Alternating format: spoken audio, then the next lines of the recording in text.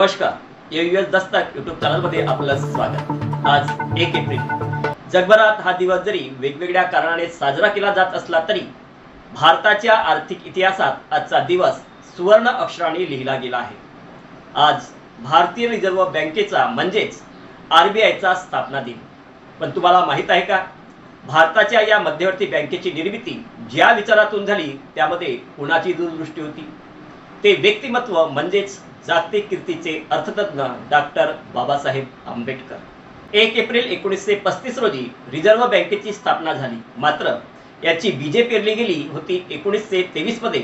Doctor Babasaheb आंबेडकरांनी London school of economics मध्ये the problem of the rupee, its origin and solution हा आपला जगप्रसिद्ध प्रबंध सादर केला।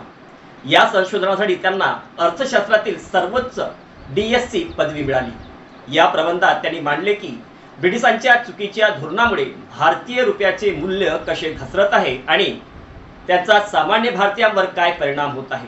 महागाई आणि चलनाची स्थिरता यावर त्यांनी केलेलं भाष्य आजही तितकेच लागू पडते।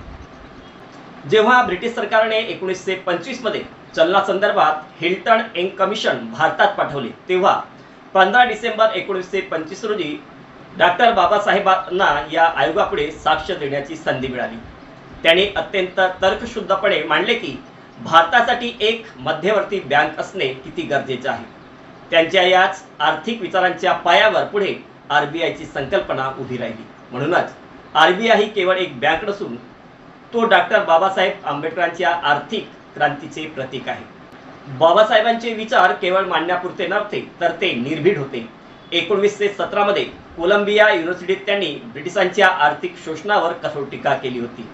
त्यांचा प्रबंध वादग्रस्त देखील ठरला होता, तरीही त्यांनी देशाच्या हितासाठी, सत्यासाठी कधीही तडजोड केली नाही। आज आरबीआय ही देशाच्या अर्थव्यवस्थेचा कणा आहे। रेपो रेट असो वा चलनाचे नियंत्रण, रिझर्व्ह बँक आजही बाबासाहेबांनी आखून दिलेल्या आर्थिक चौकटीत काम करीत आहे।